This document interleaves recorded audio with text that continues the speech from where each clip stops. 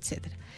Esa es la salud curativa. Alcanza un 70% de la población aproximadamente y deja fuera a los empleados y a los patrones. Pero hay algunas políticas que tienen carácter universal. Esas políticas tuvieron que ver con lo que yo te contaba. Por ejemplo, todas las campañas educativas, protección a la salud, campañas de saneamiento, es decir, control de plagas, protección de enfermedades, de prevención en general, las vacunas que yo también te contaba. Todos esos está protegido el 100% de la población. Labores educativas, labor de trabajo comunitario, desratización, ataque de algunas enfermedades parasitarias en animales, campañas de sanitización, control de alimentos, control del agua potable. Todo eso estaba cubierto por el Servicio Nacional de Salud. Además, el servicio, y esta es una de las cosas más originales que yo encontré dentro de mis evidencias en la investigación, fue que además el servicio se hizo cargo de un conjunto de políticas que hoy en día eso sí que es impensable, y es que una institución que es de sanidad se haga cargo de problemas que no son derechamente sanitarios. Por ejemplo, alfabetización. Entonces, ¿por qué se alfabetizaba? Porque la creencia era que una población más educada accede mejor a la salud, exige mejor sus derechos y además puede entender mejor las indicaciones médicas, claro, etc. Entonces se hacen campañas de alfabetización. Si tú me preguntas, no es una labor propia de un servicio de salud, pero la realiza. Es un poco la lógica universalista. Qué amplitud, que un escenario enorme que está absolutamente relacionado con la salud, pero como tú bien dices, no es directamente sanitario, ¿no? Bueno, quiero que sigamos conversando más, que nos cuentes más justamente de estos hallazgos de tu investigación que indagan, ¿no?, en la historia del Servicio Nacional de Salud, que comienza en el año 52 y que va a terminar en los años 70. Te quiero invitar a escuchar música, Marisela. Vamos a hacer una pausa en esta conversación para volver, ¿no?, con más sobre nuestra historia de la salud pública. Hoy día está conmigo conversando de este tema la doctora en Historia Marisela González. Ella también es la directora de la Escuela de Trabajo Social de la Universidad Santo Tomás. Los dejo con la música, hacemos la pausa y ya volvemos.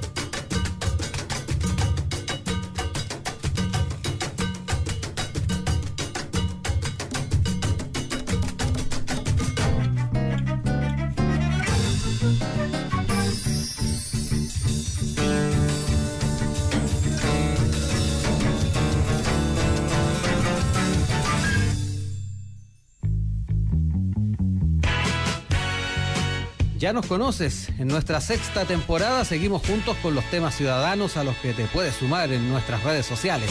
Lo que te preocupa, lo que te interesa, la contingencia y entrevistas con líderes de opinión. Y por supuesto, la música que más te gusta. Todo en la 94.5 FM a las 17 horas, en Sin Tacos ni Corbata.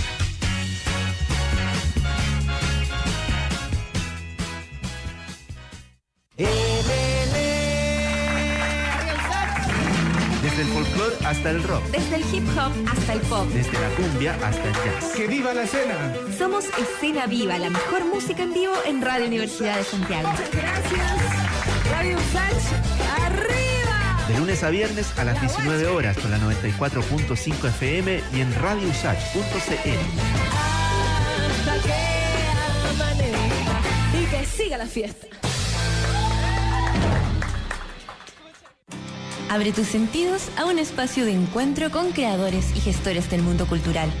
Cultura es todo lo que nos rodea.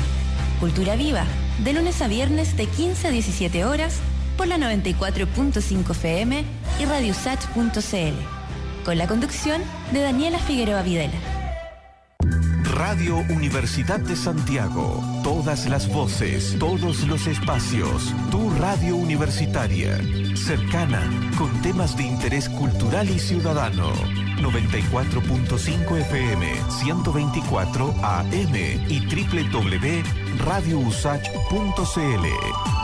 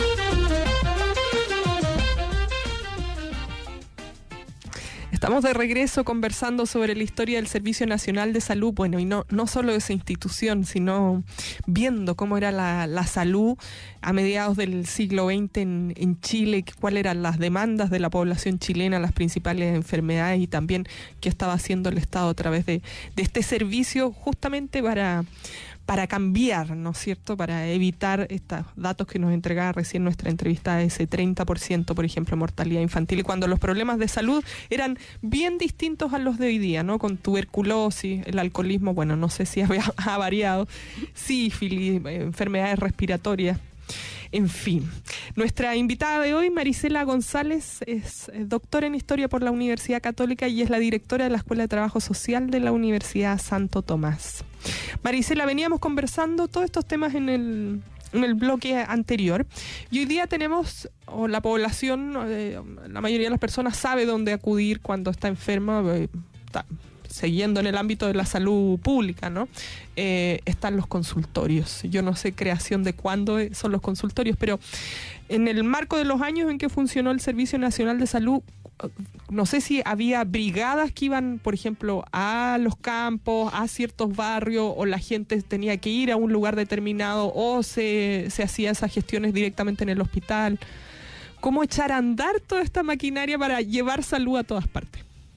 Sí, mira, es bien bonita tu pregunta porque tiene mucho que ver con la esencia del Servicio Nacional de Salud y con su trabajo en terreno.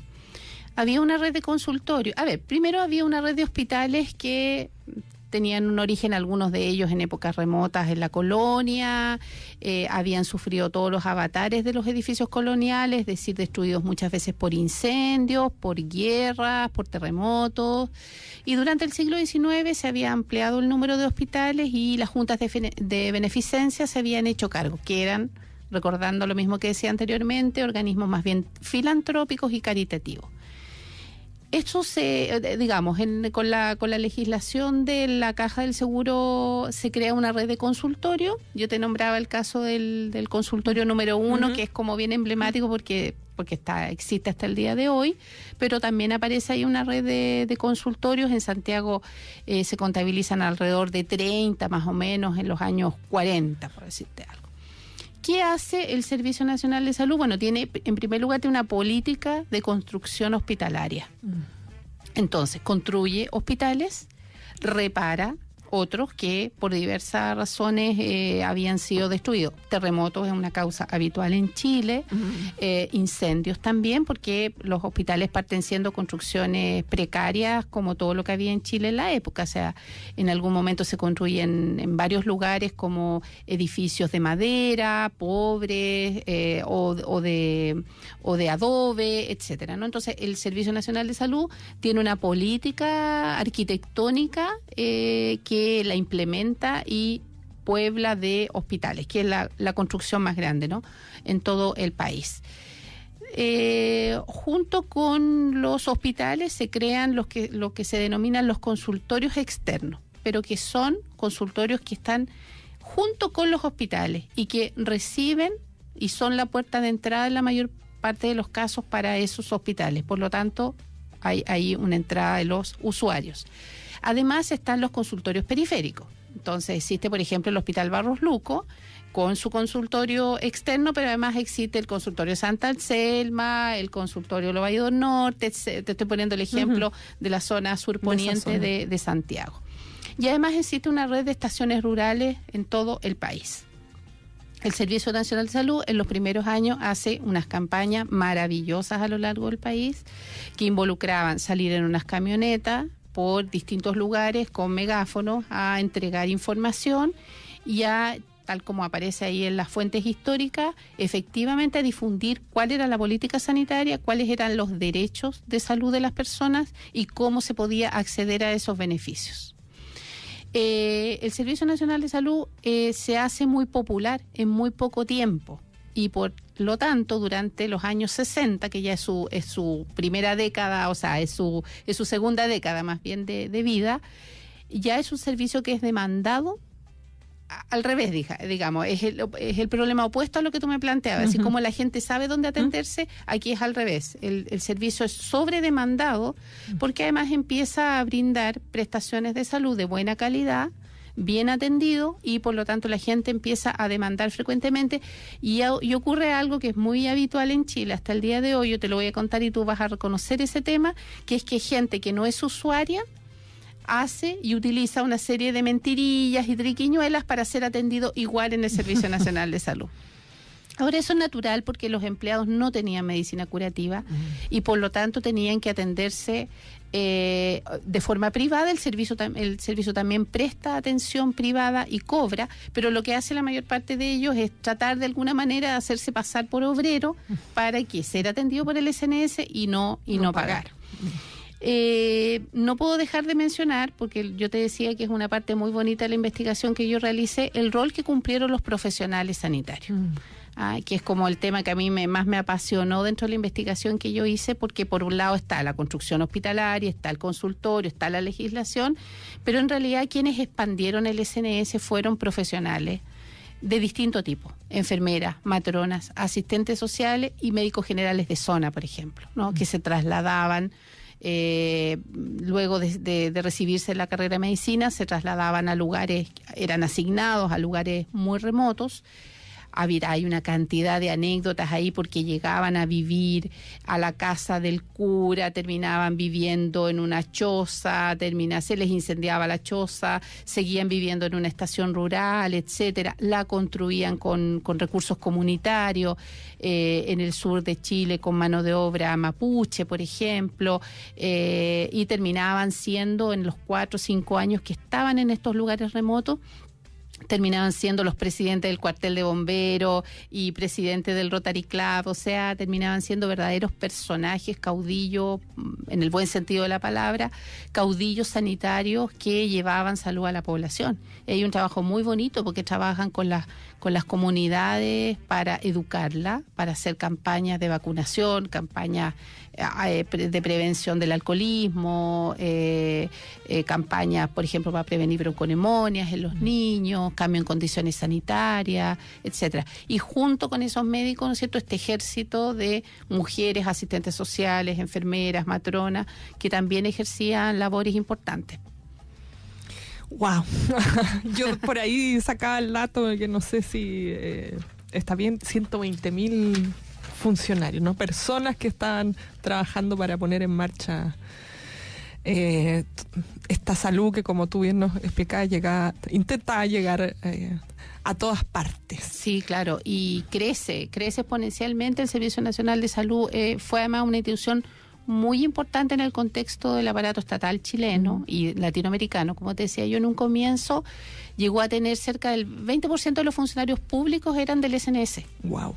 Y además de eso tenían, ¿no es cierto?, era una institución que del presupuesto total que gastaba el país en salud, un 95-96% era gastado en el SNS. O sea, una institución importante, una institución bien significativa en términos de aparato burocrático, etcétera.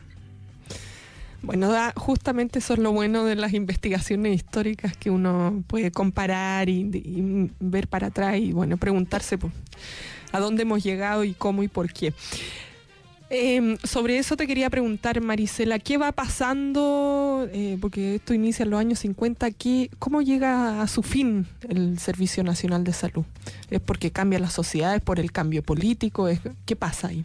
Sí, bueno, el SNS está bien conectado con los avatares políticos del país, a pesar de lo cual uno tiene que pensar que hoy en día nosotros vemos harta institucionalidad pública que cambia dependiendo del gobierno de turno. Aquí hay que pensar que el SNS sobrevivió, no me acuerdo, la otra vez hacía el cálculo, como a 6 presidentes más o menos, ¿no?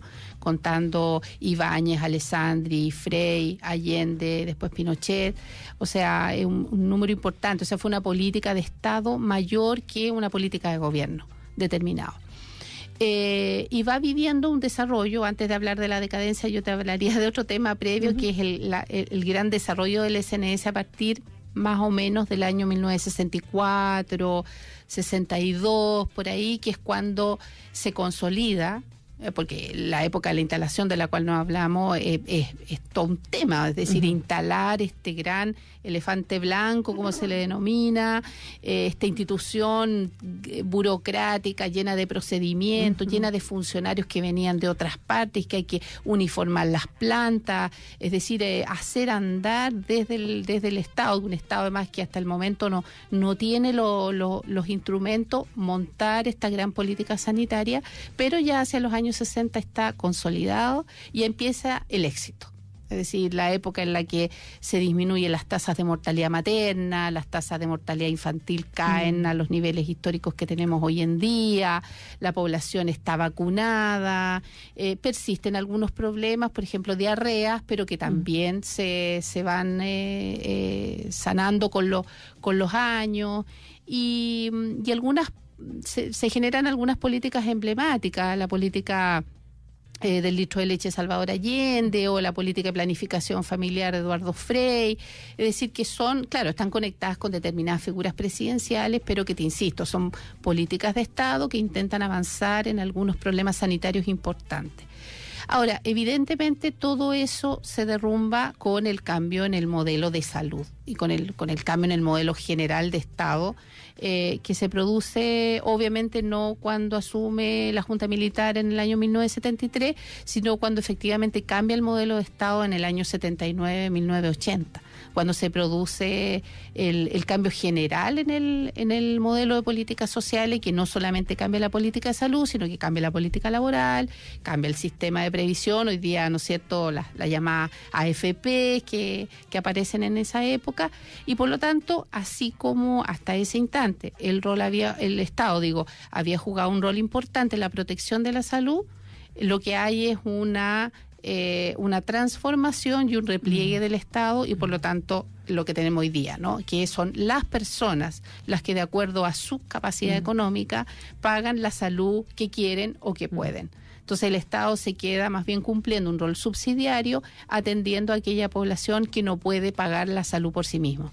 Y entonces empieza, el SNS se acaba el año 1980, y entre el año 1973 y 1980 lo que hay es una mantención de la mayor parte de las políticas, pero algunos ámbitos obviamente quedan más reducidos. Por ejemplo, el trabajo comunitario que se venía haciendo queda replegado. Algunos profesionales padecen contracciones, como por ejemplo el caso de los trabajadores sociales, asistentes sociales, que son despedidos masivamente. Uno puede ver ahí las estadísticas de